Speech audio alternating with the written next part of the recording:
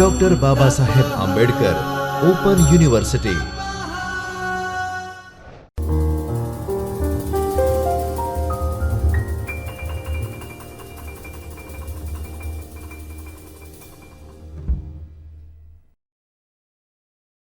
નમસ્કાર. Doctor Baba Saheb Ambedkar open યુનિવર્સિટીના ચૈતન્ય સ્ટુડિયોમાં હું શિવમ મોરડિયા આપનું હાર્દિક સ્વાગત કરું છું. આજના વિડીયો લેક્ચરની અંદર આપણે MLISમાં ML2-104માં ઇન્ટરનેટ એઝ અ માહિતી સ્ત્રોત તરીકેના એક અગત્યપૂર્ણ ચેપ્ટર છે તેના વિશે ચર્ચા કરીશું. તમે જેમ જાણો છો કે આજનો વિડીયો લેક્ચર જેમ ઇન્ટરનેટમાં એક માહિતી સામગ્રી પ્રોવાઈડ કરવામાં એક મહત્વનો ભાગ ભજવી રહ્યો છે. તમે આ વિડીયો લેક્ચર જોઈ રહ્યા છો તે પણ એક ઇન્ટરનેટની મદદથી માહિતી ગ્રહણ કરી રહ્યા છો, જે યુટ્યુબના પ્લેટફોર્મ પર હોય અથવા બીજા પ્લેટફોર્મ પરથી હોય. ઇન્ટરનેટ આજના સમયમાં એક માહિતીનો સ્ત્રોત અગત્યપૂર્ણ બની ગયો છે. લાઇબ્રેરી સાયન્સમાં આપણે વાત કરીએ તો કોઈ રિસર્ચર હોય અત્યારે સૌથી વધારે જે રિસર્ચ કામ કરી રહ્યા છે જર્નલ્સની સાથે કામ કરી રહ્યો છે, કે જેને લિટરેચર રિવ્યૂ કરવું હોય કે સાહિત્ય સમીક્ષા કરવી હોય તો સાહિત્ય સમીક્ષા માટે સૌથી મોટો એક માહિતીનો સ્ત્રોત હોય તો તે ઇન્ટરનેટ છે. ઇન્ટરનેટને માધ્યમથી તમે કોઈ પણ વિષય ઉપર લેટેસ્ટ માહિતી મેળવી શકો છો, તેના વિશે જ્ઞાન મેળવી શકો છો. તો ઇન્ટરનેટ એઝ અ માહિતી સ્ત્રોત તરીકે તમને કેવી રીતે મદદરૂપ થઈ શકે તેની આપણે આ યુનિટની અંદર ચર્ચા કરીશું. પહેલાં આપણે ડેફિનેશન જોઈએ, વ્યાખ્યા જોઈએ એટલે શું. ઇન્ટરનેટ માહિતી સાધન સામગ્રી એટલે શું? ઇન્ટરનેટ માહિતી સાધન સામગ્રી એટલે ઇન્ટરનેટ ઇલેક્ટ્રોનિક કે ઈ સ્વરૂપે રહેલા દસ્તાવેજો અને બિન દસ્તાવેજો સાધન સામગ્રીઓ જે માહિતી પ્રદાન કરે છે અથવા તો માહિતી અંગેનો નિર્દેશ કરે છે અને તેમાં ઇન્ટરનેટના માધ્યમથી પ્રવેશ કરી શકાય છે. આપણે વાત કરીએ ઇન્ટરનેટના માહિતી સાધન સામગ્રીની એટલે શું. ઇલેક્ટ્રોનિક રીતે દસ્તાવેજી એટલે ડોક્યુમેન્ટરી અને બિન દસ્તાવેજ સાધન સામગ્રી એટલે નોન ડોક્યુમેન્ટરી સાધન સામગ્રી હોય. તો નોન ડોક્યુમેન્ટરી સાધન સામગ્રીમાં શું આવે કે આપણે જેમ BLSની અંદર ડોક્યુમેન્ટરી અને non documentary sources of information આપણે જોયું હતું કે બુક્સ છે એક ડોક્યુમેન્ટરી થઈ ગયું, જર્નલ છે તો ઇલેક્ટ્રોનિક સ્વરૂપે જે મળી રહ્યા છે એને બિન દસ્તાવેજ સાધન સામગ્રી કહી શકાય. કે બિન દસ્તાવેજ એટલે શું કે જે ડોક્યુમેન્ટ સ્વરૂપે નથી.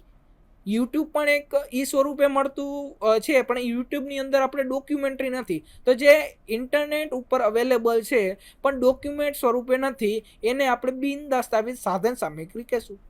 એની અંતર્ગત બીજા શું કોઈ આવી શકે? હા, ચોક્કસ. એક તો યુટ્યુબના કોઈ વિડીયો છે એના દ્વારા પણ તમે માહિતી મેળવી શકો છો. કોઈ વેબસાઇટ છે, ડેટાબેઝ છે, તે પણ એક બિન દસ્તાવેજ સાધન સામગ્રી કહી શકાય અને તેના અંગેના નિર્દેશન કરે છે અને ઇન્ટરનેટના માધ્યમથી પ્રવેશ કરી શકાય છે. એટલે ઇન્ટરનેટના માધ્યમથી તમે એને યુઝ કરી શકો. સ્વરૂપે જે દસ્તાવેજો અને બિન દસ્તાવેજો રહેલા છે તેને આપણે ઇલેક્ટ્રોનિક માહિતી સાધન સામગ્રીઓ કહેશું. પછી છે નેચર ઓફ રિસોર્સિસ. પહેલાં આપણે નેચર ઓફ રિસોર્સિસ એના ટાઈપ્સ છે વિવિધ પ્રકારના, તેના વિશે આપણે જોશું કે ભાઈ રિસોર્સિસની અંતર્ગત આપણે કયા કયા સોર્સને ઇન્ક્લુડ કરી શકાય. પહેલું છે માહિતીના મૂળભૂત સ્ત્રોતોને, બીજું છે ડેટાબેઝ અને ડેટા સેટ્સને અથવા અન્ય સંગ્રહને, પછી છે બુક્સને, સંદર્ભ સ્ત્રોતોને એટલે રેફરન્સ સોર્સિસ છે તેને, અને સંસ્થાઓને લોકો. આ બેઝિકલી રિસોર્સિસને 5 ભાગમાં આપણે વિભાજિત કરવું હોય તો તેના નેચર એટલે ત્યાં ઉપયોગિતાના કારણે, લાક્ષણિકતાના કારણે આપણે 5 ભાગોમાં વિભાજિત કરી શકાય. પહેલું છે માહિતીના મૂળભૂત સ્ત્રોતોને, પછી છે ડેટાબેઝ અને ડેટા સેટ્સને, ડેટા જૂથ અને અન્ય સંગ્રહ છે તેના વિશે, બુક્સ અને સંદર્ભ સ્ત્રોતો અને સંસ્થાઓને લોકો છે તેને ભાગ કરી શકાય. તો હવે આપણે વિગતવાર આ 5 જૂથો વિશે અથવા નેચર ઓફ રિસોર્સિસ છે તેના વિશે ચર્ચા કરશું.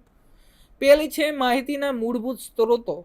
માહિતીના મૂળભૂત સ્ત્રોતોની અંતર્ગત ઇલેક્ટ્રોનિક કોન્ફરન્સ એટલે પરિસંવાદ છે, ઇલેક્ટ્રોનિક જર્નલ છે, ઇલેક્ટ્રોનિક પ્રિન્ટ છે, પ્રિન્ટ્સ છે, ઇલેક્ટ્રોનિક મહાશોધ નિબંધ છે, લઘુશોધ નિબંધ છે, પેટર્ન છે, ધોરણો છે, તકનીકી અહેવાલ છે એટલે ટેકનિકલ રિપોર્ટ્સ કહેવાય, યોજનાના અહેવાલ છે, પ્રોજેક્ટ રિપોર્ટ્સ છે, કાર્યાન્વયન પ્રોજેક્ટ રિપોર્ટની સ્થિતિ છે, સહિતના સમાચાર હોય કે સોફ્ટવેર હોય, અભ્યાસક્રમો હોય, ટ્યુટોરિયલ હોય, પરિચય પુસ્તિકાઓ હોય, આ બધો જ આપણે માહિતીના મૂળભૂત સ્ત્રોતો એટલે પ્રાઇમરી ઇન્ફોર્મેશનની અંદર આપણે ઇન્ક્લુડ કરી શકાય.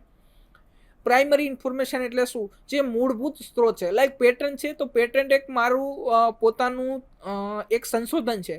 એની પહેલાં કોઈ સંશોધન નહીં થયું હોય તો જ મને પેટન્ટ તરીકેનું એક ઇસ્યુ કરવામાં આવે, તો એ પેટન્ટ પણ એક મૂળભૂત સ્ત્રોત કહેવાય. પછી જે ઇલેક્ટ્રોનિક જર્નલ, કોઈ પણ જર્નલની અંદર કોઈ પણ માહિતી પ્રકાશિત કરવામાં આવે તેને પણ આપણે પ્રાઇમરી સોર્સમાં કન્સિડરેશન થશે. ઇલેક્ટ્રોનિક પ્રી પ્રિન્ટ છે અથવા ઈ પ્રિન્ટ છે. પ્રી પ્રિન્ટ એટલે શું? કે જે પણ મારું જર્નલનું આર્ટિકલ છે એ મારો આઈડિયા મારી પાસે ઓરિજિનલ રહે જ્યાં સુધી મારું પબ્લિશ નથી થતું, એક જગ્યાથી આર્ટિકલ ક્યાંય પબ્લિશ નથી થતો, તો તેની પહેલાં હું એને પ્રી પ્રિન્ટ જે રિપોઝિટરીઝ છે એની અંદર સંગ્રહ કરી શકું છું. એમાં આર્કિવ્સ છે, archives.org એક અગત્યનો પ્રી પ્રિન્ટ રિપોઝિટરી છે, તેને પણ આપણે ઇન્ક્લુડ કરી શકાય. સ્ટાન્ડર્ડ છે, સ્ટાન્ડર્ડની અંદર આપણે આઈએસઓના જે સ્ટાન્ડર્ડ છે લાઇબ્રેરી ડેવલપમેન્ટ માટે, લાઇબ્રેરી મેન્ટેન માટે, તે પણ એક ઇન્ક્લુડ કરી શકાય. પછી જે તકનીકી અહેવાલોની અંદર આપણે ટેકનિકલ જે રિપોર્ટ્સ છે તેને ઇન્ક્લુડ કરી શકાય. પછી યોજનાના રિપોર્ટ્સ છે, લાઈક ભારત સરકારના અત્યારે આપણે વાત કરીએ તો વિવિધ પ્રકારની જે સ્કીમ્સ છે, ગવર્મેન્ટની સ્કીમ્સ, એની અંતર્ગત આપણે જોઈએ કે જનધન યોજના છે, મન કી બાત છે, તો મન કી બાતનું ભારતના જે જનતા ઉપર તેનો અભિપ્રાય કેવો છે, અથવા એ યોજનાથી કંઈ ફાયદો છે. જનધન યોજનાથી ભારતમાં કયા લેવલનું ચેન્જીસ આવ્યું છે, અથવા તેનેથી ભારત સરકારને કેટલો લગભગ ફાયદો થયો છે, તેનો એક આપણે રિપોર્ટ બનાવવામાં આવે તો એક પ્રોજેક્ટ રિપોર્ટ કહેવાય. તે પણ આપણે એક મૂળભૂત સ્ત્રોત અથવા પ્રાઇમરી સોર્સિસની અંદર આવશે. સોફ્ટવેર છે, સોફ્ટવેરના અભ્યાસક્રમો હોય, ટ્યુટોરિયલ એટલે શું? કે જાણે કે આપણે લાઇબ્રેરીની અંદર સોલ સોફ્ટવેરનો ઉપયોગ કરીએ છીએ, સિસ્ટમ ઓફ યુનિવર્સિટીઝ લાઇબ્રેરી, જેને ઇન્ફ્લુમેન્ટ સેન્ટર દ્વારા બનાવવામાં આવ્યું છે. તો તે સોફ્ટવેરને કેવી રીતે આપણે ઉપયોગ કરવો તેના માટે જે યુટ્યુબમાં ટ્યુટોરિયલ અવેલેબલ છે તેને પણ આપણે માહિતીના મૂળભૂત સ્ત્રોતોની અંતર્ગત આપણે ઇન્ક્લુડ કરી શકાય છે. પછી છે ડેટાબેઝ, ડેટા સેટ્સ અને અન્ય સંગ્રહ. ડેટા સેટ્સ અને અન્ય સંગ્રહની અંદર તબક્કાવાર સૂચિઓ હોય કે અને સાર હોય, ચિત્ર સહિતના ડિજિટલ સંગ્રહ હોય, દ્રશ્યો હોય, શ્રાવ્ય હોય, આંકડાકીય સહિત વૈજ્ઞાનિક ડેટા સેટ્સ હોય, વિશિષ્ટ ગુણધર્મ હોય, માળખાગત ડેટાબેઝ હોય, ગ્રંથાલય સૂચિ હોય કે વર્ચ્યુઅલ આભાસી ગ્રંથાલય હોય. તો સંગ્રહાલયની અંદર, મ્યુઝિયમની અંદર, અભિલેખાગારની અંદર એક આર્કાઇવ્સ છે, એ વગેરેનો સમાવેશ આપણે ડેટાબેઝ અને ડેટા સેટ્સના એક ટાઈપ્સની અંદર કરી શકાય, કે જ્યાં ડેટાબેઝ એટલે સંગ્રહ કરવામાં આવે છે. લાઈક આપણે જેમ જાણીએ છીએ સંગ્રહાલયની અંદર વસ્તુઓને જે જૂની અને અગત્યની છે, મ્યુઝિયમ છે અથવા આર્કાઇવ્સ છે, ત્યાં જે જૂની વસ્તુઓ હોય એને સાચવવામાં આવે છે, સંગ્રહ કરવામાં આવે છે, તે પણ આપણે ડેટા સેટ્સની અંદર સમાવેશ કરી શકાય. પછી છે ઈ બુક્સ એટલે શું? જે બુક્સ આપણે ઇન્ટરનેટના માધ્યમથી અથવા ઇલેક્ટ્રોનિક રૂપમાં અવેલેબલ છે એને ઈ બુક્સ કન્સિડરેશન લેશું. તો સર ફિઝિકલ બુક્સ અને ઈ બુક્સમાં મેઇન ડિફરન્સ શું છે, અથવા ઈ બુક્સના ફાયદા શું છે તેના વિશે સર માહિતી આપો. ફિઝિકલ બુક્સ છે એ જાણે કે લાઇબ્રેરીની અંદર તમે એક બુક લીધી છે, ફિઝિકલ બુક, તો તેને એક જ સાથે એક જ જે યુઝર છે, ઉપયોગકર્તા અથવા વપરાશકર્તા છે, તેને એક જ વાપરી શકશે. તેની સમાનમાં ઈ બુક્સ તમને એકથી વધારે યુઝર્સને એક સાથે વાપરી શકે છે. પછી લાઇબ્રેરીના જેટલો ટાઈમ છે તેટલા દ્વારા તમને ઇસ્યુ કરવામાં આવે છે. જ્યારે ઈ બુક્સ છે એ તમે 24/7 તમે કેટલી વાર જો આઈપી બેઝ એક્સેસ હશે તો યુનિવર્સિટી કેમ્પસમાં, અથવા તમને રિમોટ એક્સેસ પણ આપવામાં આવ્યું હોય તો તમે 24/7 દુનિયાના કોઈ પણ છેડે હશો ત્યારે પણ ઈ બુક્સ તમે ઇઝીલી એને વાપરી શકો છો, યુઝ કરી શકો છો. પછી છે સર ઈ બુક્સ ખરીદવી હોય તો તેના કોઈ ઉદાહરણ આપો. તો Amazon.com આપણે જઈએ તો કિન્ડલ એડિશન કેટલી બુક્સમાં અવેલેબલ હોય, તો કિન્ડલ એડિશન છે. પછી ઇન્ટરનેટ આર્કાઇવ એક ઈ બુક્સનો ખજાનો કહી શકાય, જે રેર બુક છે, બહુ જૂની બુક્સ છે, તે પણ આપણે ઈ બુક્સ મળી શકે છે એમેઝોન ઉપરથી. તો તે પણ એક છે. archive.org ઉપરથી તમને જે રેર બુક છે તે પણ આપણે મેળવી શકીએ છીએ. અને ઈ બુક્સનો ફાયદો શું છે કે તમારી જે જૂની બુક્સ છે, આપણી રેગ્યુલર અથવા જે પ્રિન્ટ ફોર્મમાં બુક્સ અવેલેબલ છે તેના પ્રમાણમાં ઈ બુક્સ જે છે એ કોસ્ટ ઇફેક્ટિવ હોય છે, કારણ કે તે ડિજિટલ સ્વરૂપે તમને પ્રદાન કરવામાં આવે છે. તો જે આપણે પ્રિન્ટિંગનો ખર્ચો છે અથવા ડિસ્ટ્રીબ્યુશનનો જે ખર્ચો છે તે આપણે પ્રમાણમાં ઓછો ઉપભોક્તાને ભોગવવો પડે છે, જેથી ઈ બુક્સ છે પ્રમાણમાં ચીપર હોય છે ટ્રેડિશનલ બુક્સથી. પછી છે સંદર્ભ સ્ત્રોતો. સંદર્ભ સ્ત્રોતો એટલે શું? Reference sources. એની અંદર શબ્દકોશ આવી જાય, વિશ્વકોશ આવી જાય, જીવન વૃત્તાંત છે એટલે જે ઓટોબાયોગ્રાફી કહી શકાય તે આવી શકે છે, હેન્ડબુક છે, થિસોરસ છે વગેરે સંદર્ભ સ્ત્રોતોનો સમાવેશ થઈ શકે છે. સંસ્થાઓ અને લોકો. સંસ્થાઓ અને લોકોની માહિતી જેવી કે ગ્રંથાલયોને નાણાકીય મદદ કરતી સંસ્થાઓ. ગ્રંથાલયોને કઈ કઈ સંસ્થા જે મદદરૂપ થાય છે તેની જાણકારી તમે કમેન્ટ સેક્શનમાં આપજો, અથવા તમે ડિપાર્ટમેન્ટ ઓફ લાઇબ્રેરી ઇન્ફોર્મેશન સાયન્સને માહિતી આપી શકો છો કે ગ્રંથાલયને નાણાકીય મદદ છે એ RRF આવે છે, રાજારામ મોહનરાય લાઇબ્રેરી ફાઉન્ડેશન, જે કલકત્તામાં આવે છે, મિનિસ્ટ્રી ઓફ કલ્ચરના દ્વારા એ મેન્ટેન થાય છે. તો તે પણ લાઇબ્રેરીને એક મદદરૂપ થાય છે. પછી ભારત સરકારના કોઈ વિભાગ હોય તેના દ્વારા પણ રેગ્યુલર સ્તરે નાણાકીય ગ્રંથાલયોને મદદ થતી હોય છે. પછી માહિતી કેન્દ્રો છે, સંશોધન સંસ્થાઓ છે. સંશોધન સંસ્થાઓમાં કઈ આવશે કે જે સંશોધન સાથે જોડાયેલી હોય, તેમાં પ્રાઇવેટ અને ગવર્મેન્ટ બંને સંસ્થાઓ આવી શકે છે.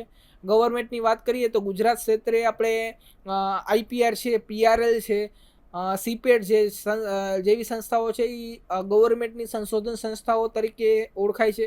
તેની અંદર આપણે જેમ જાણીએ BLSમાં આપણે જોયું કે વિશિષ્ટ ગ્રંથાલય નામનું એક સેક્શન આવે છે, સ્પેશિયલ લાઇબ્રેરીઝ કહી શકાય. તો જે સંશોધન સંસ્થામાં જે લાઇબ્રેરી હોય તેને આપણે સ્પેશિયલ લાઇબ્રેરી તરીકે જોવામાં આવે છે. અને તજજ્ઞો છે, વિવિધ પ્રકારના લોકોની નિર્દેશિકા એટલે ડિરેક્ટરી કહેવાય, વૈજ્ઞાનિકો, પુરાતત્વ વિશેની જે માહિતી છે એ સંસ્થાઓને લોકોમાં સમાવેશ થાય છે, તેને પણ આપણે ઇન્ક્લુડ કરી શકાય છે. સંસ્થાઓને લોકો. પછી છે ઉત્કૃષ્ટ મેટા સાધન સામગ્રી. ચોક્કસ ક્ષેત્રના વિષયોમાં નેટવર્ક આધારિત સાધન સામગ્રી એટલે શું કે જાણે કે સબ્જેક્ટ ગેટવે છે, તો વિષય પથ કહેવાય કે સબ્જેક્ટ ગેટવે. સબ્જેક્ટ ગેટવે દ્વારા કોઈ પણ એક પર્ટિક્યુલર સબ્જેક્ટના, જાણે કે હું લાઇબ્રેરી સાયન્સની વાત કરું તો લાઇબ્રેરી સાયન્સનો સબ્જેક્ટ ગેટવે હશે, એના અંતર્ગત જે ઓનલાઈન ડિજિટલ રૂપમાં જે પણ સાધન સામગ્રી અવેલેબલ હશે તેનું ઇન્ક્લુડ થાય છે. એમાં વિષય પથની અંદર અલગ અલગ ઇન્ક્લુડ થઈ શકે. તમે સંસ્કૃતનો પણ સબ્જેક્ટ ગેટવે બનાવી શકો, લાઇબ્રેરી સાયન્સનો સબ્જેક્ટ ગેટવે બનાવી શકો, અલગ અલગ વિષયના તમે સબ્જેક્ટ ગેટવે બનાવી શકો છો. પછી છે આભાસી ગ્રંથાલય એટલે વર્ચ્યુઅલ લાઇબ્રેરીઝ. વર્ચ્યુઅલ લાઇબ્રેરીઝ એટલે શું કે જે ગ્રંથાલય અથવા જે લાઇબ્રેરીઝ છે તેને ખાલી ઓનલાઈન માધ્યમથી જ ઉપયોગ કરી શકાય તેને આપણે આભાસી ગ્રંથાલયો કહેશું. પછી જે ક્લિયરિંગ હાઉસ. ક્લિયરિંગ હાઉસ એટલે શું કે જ્યાં પાથ ફાઇન્ડર છે એને આપણે ક્લિયરિંગ હાઉસના દ્રષ્ટિએ જોવામાં આવે છે. તો અત્યાર સુધીમાં આપણે જોયા કે રિસોર્સિસને આપણે મુખ્યત્વે 5 ભાગમાં વિભાજિત કરી શકાય, તેના વિશે આપણે ચર્ચા કરી. પછી જે આપણે પ્રકાશક જે પબ્લિશર્સ છે, રિસોર્સિસના જે પબ્લિશર્સ તેના વિશે માહિતી મેળવશું કે પરંપરાગત વાણિજ્ય એટલે કોમર્શિયલ પબ્લિશર છે, લાઈક એલ્સવેર છે, સાયન્સ ડાયરેક્ટ છે, જનરલી તમને ઓનલાઈન જે પણ પબ્લિકેશન છે તેને પબ્લિશ કરવામાં મદદરૂપ થાય છે. તમે જેમ સ્કોપસ કરીને એક ડેટાબેઝ આવે છે જેમાં જે સારા પ્રમાણમાં જર્નલ છે, જે રેપ્યુટેડ જર્નલ છે તેને ઇન્ડેક્સ કરીને એક ડેટાબેઝ બનાવવામાં આવ્યો છે. તે પણ એક કોમર્શિયલ પબ્લિશર્સનું એક પ્રોડક્ટ છે. સાયન્સ ડાયરેક્ટ છે જે પણ વિવિધ પ્રકારના એન્જિનિયરિંગ અને ટેકનોલોજીના જર્નલને પ્રોવાઈડ કરે છે. તે આ પબ્લિશર્સના મદદથી તમે માહિતી સેવાને ઓનલાઈન લિંકના માધ્યમથી તમે ઉપયોગ કરી શકો છો. પછી જે વિદ્વતાપૂર્ણ અને સંગઠનો સમુદાયો, આવા કેટલાક સંગઠનો અને તેમના પ્રકાશકોને ઇલેક્ટ્રોનિક આવૃત્તિમાં પ્રકાશિત કરીને ઓનલાઈન ઉપલબ્ધ કરાવે છે. દાખલા તરીકે ISNA એટલે ઇન્ડિયન નેશનલ સાયન્સ એકેડમીની વેબસાઇટ ઉપર તમે જઈએ તો તેના ઉપર વિદ્વતાપૂર્ણ પ્રકાશકોને નિઃશુલ્ક અથવા અમર્યાદિત ઉપયોગ કરી શકો છો. તેવી રીતે ડૉક્ટર બાબા સાહેબ આંબેડકર ઓપન યુનિવર્સિટીની વેબસાઇટ ઉપર જઈને તમે BOUના જેટલા પણ સ્ટડી મટીરિયલ છે તેને ઓનલાઈન તમે ઉપયોગ કરી શકો છો. પછી ઇન્ડિયન એકેડેમી ઓફ સાયન્સ બેંગ્લોરમાં જે જર્નલ્સ છે તેને પણ આપણે IEEE અથવા IEEE ACM વગેરે પોતાના પ્રકાશનો નામે આવૃત્તિના રૂપે ઓનલાઈન ઉપલબ્ધ કરાવે છે. ડેસીડોક છે તો ડેસીડોક પણ એક જર્નલ પબ્લિશ કરે છે લાઇબ્રેરી સાયન્સમાં, તે પણ આપણે ઉપયોગ કરી શકીએ છીએ. ઉચ્ચ શિક્ષણની સંસ્થાઓ છે, કેટલીક શૈક્ષણિક અને સંશોધન સંસ્થાઓ વગેરે વિશિષ્ટ સંગ્રહ જેવી કે અભ્યાસક્રમો, મહાશોધ નિબંધ અને લઘુશોધ નિબંધ તેમની વેબસાઇટ ઉપર ઉપલબ્ધ કરાવે છે. તેઓ વિષયવાર ગેટવે અને પોર્ટલ પર ઊભા કરે છે. પછી છે ઉચ્ચ શિક્ષણની સંસ્થાઓ, કેટલીક શૈક્ષણિક અને સંશોધન સંસ્થાઓ તેમના વિશિષ્ટ સંગ્રહ જેવા કે અભ્યાસક્રમો હોય કે મહાશોધ નિબંધ હોય, લઘુશોધ નિબંધ હોય વગેરે તેમની વેબસાઇટ ઉપર ઉપલબ્ધ કરાવે છે. તેઓ વિષયવાર ગેટવે તેમજ પોર્ટલ પર ઊભા કરે છે. પછી જે ઇલેક્ટ્રોનિક એકત્રીકરણ કરનાર, ઇલેક્ટ્રોનિક એટલે જે ડેટાબેઝ ક્રિએટ કરતા હોય તેના વિશેની વાત કરીએ કે લાઈક નેક્સિસ છે, જે લો માટેનો ડેટાબેઝ છે જેને તમે ઓનલાઈન યુઝ કરી શકો છો. પછી છે OCLC સ્ટોર છે વગેરે વિવિધ પ્રકારના ઇલેક્ટ્રોનિકને એકત્રીકરણ કરનાર સોફ્ટવેર છે. પછી છે અન્યોના વ્યક્તિગત રીતે તેમજ બિન વાણિજ્યિક રીતે પ્રકાશકો વગેરેનો સમાવેશ થાય છે. ઘણા બધા વ્યક્તિગત જૂથમાં અને બિન વાણિજ્ય પ્રકાશકો તેમના પ્રકાશનોને સંગ્રહિત કરીને ઇન્ટરનેટના માધ્યમથી આ સાધન સામગ્રી લોકો સુધી પહોંચાડે છે, જે મહદઅંશે નિઃશુલ્ક હોય છે. લાઇબ્રેરિયન્સ ઇન્ડેક્સ ટુ ધ ઇન્ટરનેટ એ પણ એક વર્ચ્યુઅલ લાઇબ્રેરી છે. પછી VLib.org ઇન્ટરનેટ પબ્લિક લાઇબ્રેરી છે. એ આ બધી જ એક અન્ય સ્ત્રોતો છે કે જે બિન વાણિજ્ય છે, એટલે નોન કોમર્શિયલ જે પ્રકાશકો છે તેના માધ્યમથી તમે આ યુઝ કરી શકો છો અને તે નિઃશુલ્ક રીતે પ્રોવાઈડ કરવામાં આવે છે. એટલે અત્યારે તમારું એક હોમવર્ક છે, આ વિડીયો જોયા બાદ તમે આ જે 3 વેબસાઇટ આપેલી છે કે લાઇબ્રેરિયન્સ ઇન્ડેક્સ ટુ ધ ઇન્ટરનેટ, પછી છે વર્ચ્યુઅલ લાઇબ્રેરી, એમાં VLib.org કરીને તમે એનો એક્સેસ મેળવી શકો છો. ઇન્ટરનેટ પબ્લિક લાઇબ્રેરી IPL.org એનું જે ઇન્ટરનેટ પબ્લિક લાઇબ્રેરીનું ડોમેન છે તેના ઉપર વિઝિટ કરશો. સાથે સાથે નેશનલ ડિજિટલ લાઇબ્રેરી અને નેશનલ ડિજિટલ લાઇબ્રેરી સિવાય તમને કયા બીજા ડિજિટલ લાઇબ્રેરી વિશેનું માહિતી છે તેનું પણ આપણે અભ્યાસક્રમ કરશું. તો આપણે આ વિડીયો લેક્ચરની અંદર જેટલા પણ ઓનલાઈન ડિજિટલ લાઇબ્રેરી અથવા તેના પ્રોડક્ટ વિશે જે પણ માહિતી મેળવી, તો વિદ્યાર્થી મિત્રો ખાસ કરીને આ વિડીયો જોયા બાદ બધા જ લાઇબ્રેરીના ડોમેન અથવા તેનું નામ લખીને તમારી બુક્સની અંદર એકવાર પર્ટિક્યુલર બધી વેબસાઇટોમાં જઈને તેના ઓબ્જેક્ટિવ છે, જે ઓબ્જેક્ટિવ હોય, મિશન હોય, વિઝન હોય, એમની સંસ્થાનું અબાઉટ અસ જે પેજ હોય, સામાન્ય કોઈ પણ સંસ્થામાં જશો એટલે પહેલું ને બીજું તમારા અબાઉટ અસ સેક્શનમાં હોય છે. એમાં સંસ્થાનો ટૂંકો પરિચય, એના અંતર્ગત અત્યારે કયા અધિકારી દ્વારા તેને મેન્ટેન કરવામાં આવે છે, અધિકારીની અંતર્ગત આપણે એડ કરી શકીએ કે લાઈક પ્રેસિડેન્ટ છે, જે બધાને આપણે ઇન્ક્લુડ કરી શકાય કે તે કેવી રીતે યુઝ કરી શકાય છે, તે આપણે બધું નોટ ડાઉન કરીને તેના વિશે માહિતી મેળવશું, જે તમને કોમ્પિટિટિવ એક્ઝામમાં તમારા મદદરૂપ થઈ શકે. પછી જે સાધન સામગ્રીનું લવાજમ, સબસ્ક્રિપ્શન ઓફ રિસોર્સિસ કેવી રીતે હોય તેના વિશે આપણે માહિતી મેળવશું. પ્રિન્ટના લવાજમની સાથે ઇલેક્ટ્રોનિકનું લવાજમ, આપણે સબસ્ક્રિપ્શનની મેથડની અંદર જ્યારે પણ આપણે પબ્લિશર પાસે પ્રિન્ટ ફોર્મમાં જે જર્નલનું સબસ્ક્રિપ્શન લઈએ છીએ ત્યારે પબ્લિશર્સ દ્વારા તમને પ્રિન્ટ જર્નલની સાથે સાથે ઇલેક્ટ્રોનિકનું લવાજમ પણ સાથે આપે છે. અથવા કેટલી વખત એવું થાય કે તમે પ્રિન્ટ કોપી લ્યો છો ત્યારે માત્ર ને માત્ર થોડાક રૂપિયા એડ કરીને તમે ઇલેક્ટ્રોનિક રીતે પણ તેનું એક્સેસ લઈ શકો છો.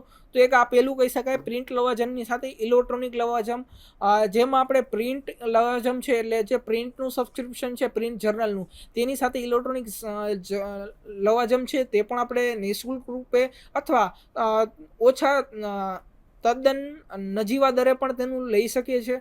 તો આ એક મોડેલ થઈ ગયું. પછી જે કેમ્પસ લાયસન્સ સાથેના લવાજમ, એમાં આપણે IP બેઝ એક્સેસ આપવામાં આવે છે કે ઇન્ટરનેટ પ્રોટોકોલ બેઝ એક્સેસ, એટલે તમારા જે કેમ્પસની અંદર જે વાઈફાઈ છે અથવા IP એડ્રેસ છે તેને મેપ કરીને પબ્લિશર્સ દ્વારા અનલિમિટેડ કેટલી વખત એક્સેસ આપવામાં આવે છે. તો જે પણ યુઝર્સ છે અથવા જે પણ ફેકલ્ટી એકેડેમિક સ્ટાફ હોય તો જે તે કેમ્પસની અંદર ફ્રી ઓફ કોસ્ટ કેમ્પસ લાયસન્સના દ્વારા લવાજમ લઈ શકે છે અથવા તેનો ઉપયોગ કરી શકે છે. પછી જે ફક્ત ઇલેક્ટ્રોનિક, કેટલાક પ્રકાશકો એવા છે છે કે જે પોતાના જર્નલને માત્ર ને માત્ર ઇલેક્ટ્રોનિક રૂપે જ એક્સેસ આપે છે, તો તે આપણે ઇલેક્ટ્રોનિક આવૃત્તિ જ કહી શકાય કે જે ફક્ત ને ફક્ત ઇલેક્ટ્રોનિક રીતે હોય. પછી જે ઉપયોગ કરો તેટલું ચૂકવો, એટલે જેટલું યુઝ એન્ડ પે સિસ્ટમ પ્રમાણે કહી શકાય કે કેટલાય પ્રકાશકો તમારા જે પણ જર્નલ અથવા આર્ટિકલ હોય એ તમારે જેટલા પણ જર્નલ જોતા હોય તેટલો ઉપયોગ કરો, તે જ પ્રમાણે તમને તેટલા પૈસા ચૂકવવા પડે છે. જાણે કે કોઈ મોટી ફોરેન જે જર્નલ છે, વિદેશી જર્નલ અથવા ફોરેન જર્નલ છે, એ ફોરેન જર્નલના આર્ટિકલ્સ નું કોસ્ટિંગ અથવા સબસ્ક્રિપ્શન છે એ બહુ વધારે હોય છે. લાઈક આપણે વાત કરીએ તો સસ્ટેનેબિલિટી કરીને છે, MD જર્નલનું છે, સસ્ટેનેબિલિટી તેના એક આર્ટિકલનો કેટલી વખત જે ચાર્જિસ હોય એ 100 યુરો જેટલો હોય છે. 100 યુરો આજના પ્રમાણે આપણે ગણીએ તો લગભગ 9,000થી વધારે જેની કોસ્ટિંગ થઈ શકે. પ્લસ તેના તમે આપણે ઇન્ડિયન ટેક્સીસ જે આવે 18% લેખે અથવા 5% લેખે જે એક્સ્ટ્રા ટેક્સીસ આવે તે પણ આપણે ટેક્સીસ દેવા પડે છે. તો 10,000 રૂપિયાના જ્યારે આર્ટિકલ હોય ત્યારે આખું તમે જર્નલ સબસ્ક્રિપ્શન કરવા જાઓ તો તમારે જે નાણાંનો ઉપયોગ છે બહુ વધી જાય છે. તો ત્યારે જે યુઝર્સને જે આર્ટિકલ જરૂર છે તેટલો જ આપણે ઉપયોગ કરીને અથવા તે આર્ટિકલને જ પરચેઝ કરીને તેટલો જ આપણે નાણાં ચૂકવવામાં આવે છે. એટલે ઉપયોગ કરો તેટલું જ ચૂકવો, એક આ સિસ્ટમ કહી શકાય. પછી જે જૂથ લાઇસન્સ એટલે ગ્રુપ લાઇસન્સની વાત કરીએ કે કન્સોર્ટિયમ દ્વારા જે કન્સોર્ટિયમ હોય તે કન્સોર્ટિયમના જે મેઇન વ્યક્તિ દ્વારા જ પ્રાદેશિક લેખે અથવા કોઈ સંસ્થાકીય મોડેલના રીતે એક સાથે જૂથમાં બલ્કમાં પરચેસ કરવામાં આવે છે ત્યારે પણ એક વ્યાજબી કિંમતે તમે સબસ્ક્રિપ્શન કરી શકો છો. લાઈક ઇન્ફ્લિમનેટ છે તો આપણે ESSની વાત કરી હતી, ઈ-શોધ સિંધુના અંતર્ગત પણ આપણે જૂથ લાઇસન્સની અંતર્ગત કન્સોર્શિયમના અંતર્ગત આપણે એક વ્યાજબી દરે પ્રકાશકો રિસોર્સિસ છે તેને પરચેઝ કરી શકાય છે. પછી જે ઇન્ટરનેટ સાધન સામગ્રીના પ્રકાર એટલે ટાઈપ્સ ઓફ ઇન્ટરનેટ રિસોર્સિસ ક્યાં છે તેના વિશે વાત કરશું. એના અંતર્ગત આપણે આજના વિડીયો લેક્ચરની અંદર માત્ર સામાન્ય જે ઇન્ટરનેટના પ્રકાર છે તેના વિશે જ વાત કરશું. વિશિષ્ટ જે ઇન્ટરનેટના પ્રકાર છે જેને આપણે નેક્સ્ટ લેક્ચરની અંદર કન્ટિન્યુ કરશું. તો સામાન્ય જે ઇન્ટરનેટના રિસોર્સિસ છે તેના વિશે જોશું. તમે જેમ જાણો છો કે આજના બદલાતા ઇલેક્ટ્રોનિક વાતાવરણમાં વિદ્વતાપૂર્ણ પ્રત્યાયનની સુવિધા કરે છે. આપનાર મુખ્ય એવા ગ્રંથપાલો, ઉત્પાદકો ઉપભોક્તા વચ્ચે ફસાઈ ગયેલા છે. મોટાભાગે સંશોધકો અને માહિતી ઈચ્છુક લોકો આજના ડિજિટલ રીતે જોડાયેલા યુગમાં કોમ્પ્યુટર દ્વારા ઇન્ટરનેટ સાધન સામગ્રીઓ પરથી તેમના સંસાધનો માટે જરૂરી માહિતી મેળવી લેતા હોય છે. પરંતુ તે માટે ઘણા બધા લોકો ગ્રંથપાલ અને માહિતી વૈજ્ઞાનિકોની પણ મદદ લે છે. ગ્રંથપાલો અને કોમ્પ્યુટર નિષ્ણાતોમાં માહિતી પ્રવેશને સરળ બનાવવા સતત સુધારાત્મક પ્રયત્નો થવા છતાં પણ ઉપભોક્તાઓની ચોક્કસ અને જે તે વિષયની ખાસ માહિતી માટેની માંગણીઓ પણ વધારો થઈ શકે છે. આ માંગને પહોંચી વળવા ગ્રંથાલયો અને વ્યવસાયિકો સતત નવી પદ્ધતિઓ અને યોજનાઓને તકનીકીની મદદથી વિકસાવવામાં રહેવું પડતું હોય છે. ચોક્કસ માહિતી અને જે તે વિષયના આ જૂથમાં આપણે કેટલી વખત સાધન સામગ્રીઓ પૂરતા મર્યાદિત રહેશું, જેમાં કે ગ્રંથાલય માહિતી વિજ્ઞાનના વ્યવસાયિક માટે મહત્વનું હોય અથવા એ રિસોર્સિસ માહિતી શોધક તરીકે ક્યારથી શરૂઆત કરવામાં આવી છે અને મદદરૂપ બને છે. તો આ પ્રકારના આપણે કેટલાક ઉદાહરણ વિશે જાણીશું.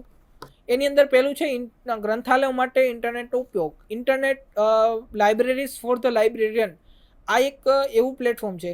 ખાસ કરીને જેટલા પણ વિદ્યાર્થી મિત્રો આપણે આ જે જોઈ રહ્યો છો કે ગ્રંથાલય ઇન્ટરનેટ માટે ગ્રંથાલય, એમાં આપણે જે internet libraries for the librarian છે સોર્સ છે તેના વિશે આપણે વાત કરશું કે એમાં 1994 દ્વારા જે આ સોર્સની બનાવવામાં આવ્યું હતું એમાં આપણે લિંક ઉપર જઈને આપણે એના વિશે માહિતી મેળવશું કે આ કયા પ્રકારનો તમને માહિતી સ્ત્રોત પ્રોવાઈડ કરવામાં આવે છે.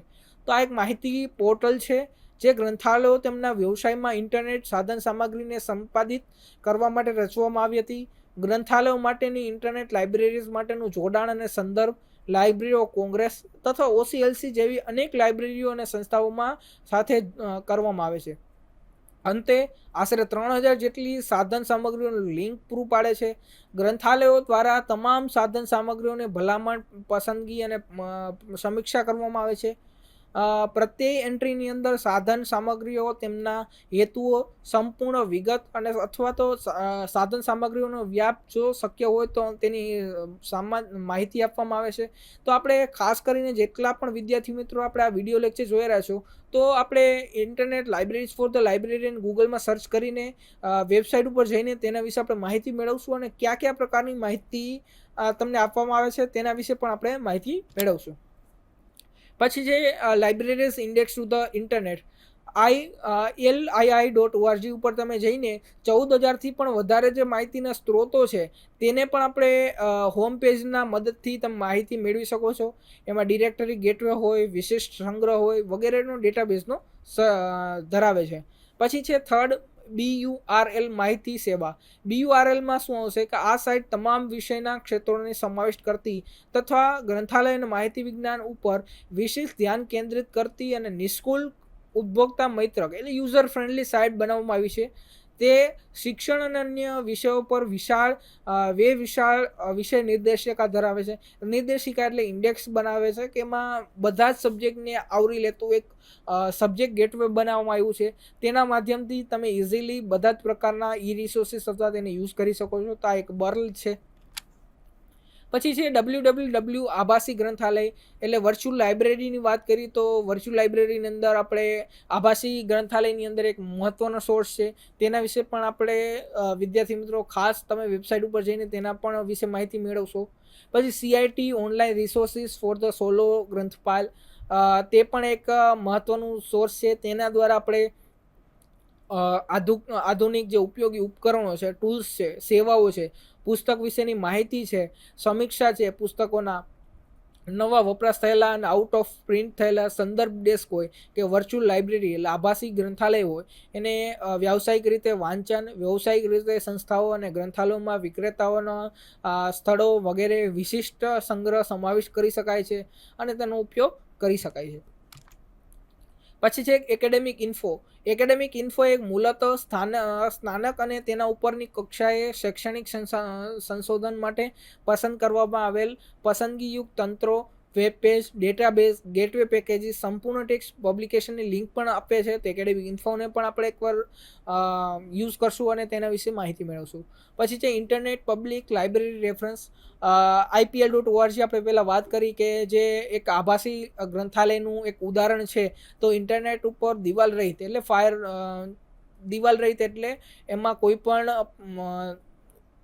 એક વોલ નથી અથવા એમાં અડચર રૂમ તમે નથી એવી પ્રતિકૃતિ પણ તૈયાર કરવામાં આવી છે. તો તેમાં પણ સંદર્ભ ખંડનો ઉપયોગ કરી શકાય છે અથવા વિવિધ ક્ષેત્રોના ડેટાબેઝને અથવા કરેલા સ્ત્રોતોની સંગ્રહની લિંક છે ત્યાં તમે વિવિધ પ્રકારનો ઉપયોગ કરી શકો છો.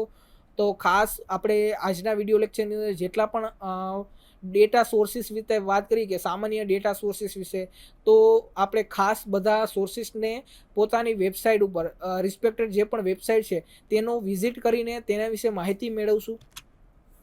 પછી છે જેગેટ એક જર્નલ પ્રોવાઈડ કરતી પ્લેટફોર્મ છે. એમાં બે પ્રકાર આવે છે, જેગેટ અને જેગેટ પ્લસ. એ ઇન્ફોર્મેટિક્સ ઇન્ડિયા દ્વારા તૈયાર કરવામાં આવ્યું હતું. તેમાં 19,000થી વધારે તજજ્ઞ સંશોધન અને વ્યાવસાયિક જર્નલોની એક ડિરેક્ટરી છે જે જર્નલ અને પ્રકાશકોની સાઇટ સાથે જોડાયેલા છે. આવા ઘણા જર્નલોની અનુક્રમણિકાના સંદર્ભો એટલે ટેબલ ઓફ કન્ટેન્ટ્સ કહી શકાય અને શોધી શકાય છે. આધાર સામગ્રીના આધારે નામાંકિત ગ્રંથાલયોના જર્નલના યુનિયન કેટલોગ સાથે લિંક કરેલા છે જે સાધન સામગ્રીના આદાન પ્રદાનમાં સહાયક બને છે. પછી જે ગેટ કસ્ટમ કન્ટેન્ટ જેવી અન્ય સુવિધાઓ પણ પ્રોવાઈડ કરે છે. તે સ્વતંત્ર સંસ્થાઓને સમૂહ ગ્રંથાલયોના ગ્રાહક તરીકે જર્નલનું પ્રબંધન માર્ગદર્શન પૂરું કરે છે. અન્ય સુવિધાઓ JSSS છે કે જે જર્નલની સાધન સામગ્રીઓનું આદાન પ્રદાન પણ પૂરું પાડે છે. પછી છે અન્ય સાધન સામગ્રી કે જેના વિશે આપણે માહિતી મેળવશું કે એની અંદર આપણે સામાન્ય સર્ચ સાઇટો આવી શકે. એમાં ગૂગલ હોય, મેટા ક્રાઉલર હોય, હોટબોટ હોય કે ઉલ્ટ વિસ્ટા હોય, યાહુ હોય. તો વિવિધ પ્રકારનું તમે સાધન સામગ્રી અથવા સર્ચ સાઇટોની મદદથી પણ સર્ચ કરી શકો છો. લોકોના ઈમેલ સરનામા અને વેબ પેજ છે કે ભાઈ તમારે કોઈના ઈમેલ આઈડી શોધવા હોય તો તમે people.yahoo.com જઈને અથવા IAF.net વ્હાઇટ નેટ પેજીસ છે તો તેના ઉપર પણ જઈને વુ વેર ઈમેલ એડ્રેસ પણ તમે ફાઇન્ડ આઉટ કરી શકો છો. bigfood.com નામની એક વેબસાઇટ છે તો તે પણ આપણે ચેક કરી શકીએ છીએ અને રિફર કરી શકીએ છીએ. કોઈ પણ વ્યક્તિના ટેલિફોન નંબર શોધવા માટે તમે સ્વિચ બોર્ડ છે કે AOL આંતરરાષ્ટ્રીય ડિરેક્ટરી છે તેનો પણ ઉપયોગ કરી શકો છો. ખાસ કરીને અત્યારે ઇન્ટરનેટ ઈમેલ એડ્રેસ અને ટેલિફોન નંબરને શોધવા માટે જે સોર્સિસની આપણે વાત કરીએ છીએ તેનો ઉપયોગ નથી થઈ રહ્યો, કારણ કે જે ઈમેલ એડ્રેસ છે તેને પણ આપણે ઇઝીલી સેવ કરી શકીએ છીએ, અથવા જે ટેલિકોમ્યુનિકેશન એપ્લિકેશન છે, મેસેજિંગ એપ્લિકેશન છે, તેના મદદથી તમે ઇઝીલી એક બીજા સાથે શેર કરીને બીજાને ઇન્ફોર્મ કરી શકો છો. ટેલિફોન નંબરની આપણે વાત કરીએ તો કોઈ પણ વ્યક્તિ પોતાના મોબાઈલ નંબરની અંદર અત્યારના જમાનામાં અનલિમિટેડ જેવા નંબર સેવ કરી શકીએ છીએ, તો તેના માટે પણ ટેલિફોન નંબર પણ સામાન્ય આવા જે ડિરેક્ટરી છે તેનો ખાસ ઉપયોગ થતો નથી. માત્ર ને માત્ર જે ટેલિફોનિક નંબર શોધવા માટે છે એ કોમર્શિયલ પર્પઝ માટે છે તેનો જ ઉપયોગ થાય છે. લાઈક જસ્ટ ડાયલ છે તો જસ્ટ ડાયલ ઉપર તમારે કોઈ બિઝનેસના નંબર જોતા હોય તો ત્યારે તમે જસ્ટ ડાયલ જેવી એપ્લિકેશન અથવા વેબસાઇટનો ઉપયોગ કરીને જે કોમર્શિયલ વાણિજ્યિક ધંધા લગતા તમારે મોબાઈલ નંબર અથવા ઈમેલ આઈડી ફાઇન્ડ આઉટ કરવા હોય તો ત્યારે તેનો ઉપયોગ કરી શકો છો. અને કોલેજ અને વિશ્વવિદ્યાલય માટે છે તો search.edu.in નામની એક વેબસાઇટ છે, તેના દ્વારા પણ તમે વિશ્વવિદ્યાલયના વેબ પેજીસને સંશોધન કરી શકો છો. પછી જે વેબ ફોરમ્સ છે વિવિધ પ્રકારના, તેના વિશે પણ આપણે નીચે માહિતી મેળવી શકો છો કે ડેઝા ન્યૂઝ રિસર્ચ સર્વિસ છે તેના દ્વારા પણ તમને રિસર્ચ રિલેટેડ ન્યૂઝ ગ્રુપને પ્રોવાઈડ કરવામાં આવે છે.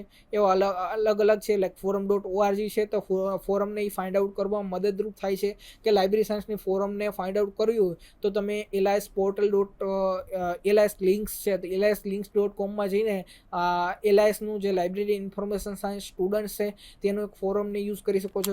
પછી જે મેપ્સ, તો મેપ્સ અલગ અલગ પ્રકારના હોય કે ગૂગલ મેપ્સ છે કે મેપ્સ ઓફ ધ ઇન્ડિયા છે, તો તમે netmo.org છે, યુએસનું સેન્સિયસ મેપ હોય કે એમાં તમે મેપના દ્વારા વસ્તી ગણતરીના આધારિત માહિતી મેળવી શકો છો. તો US સેન્સસ મેપ્સ છે. અત્યારે હાલ આપણે જેમ જોઈએ તો વિવિધ પ્રકારના ગૂગલ મેપ્સ જેવા જે વેબસાઇટ છે તેનો ખાસ ઉપયોગ થાય છે. તો આજના વિડીયો લેક્ચરની અંદર આપણે માત્ર ને માત્ર સામાન્ય જે માહિતીના સ્ત્રોતો છે તેના ઇન્ટરનેટના સ્ત્રોતો છે તેના વિશે માહિતી મેળવી. હવે નેક્સ્ટ વિડીયો લેક્ચરની અંદર આપણે જે વિશિષ્ટ પ્રકારના માહિતીના સ્ત્રોતો છે તેના વિશે માહિતી મેળવશું. સાથે ને સાથે આપણે ગૂગલ સર્ચ કેવી રીતે કરવું તેના વિશે પણ માહિતી મેળવશું. તમને આ વિડીયો જોવા બદલ ખૂબ ખૂબ આભાર. તમને કોઈ પણ આ વિશે ડાઉટ હોય તો તમે department of library information science doctor Baba Saheb Ambedkar open યુનિવર્સિટીનો સંપર્ક કરીને આ વિશે વધુ માહિતી મેળવી શકો છો. જય હિન્દ, વંદે માતરમ, જય જય ગરવી ગુજરાત. स्वाध्यायः परमं तप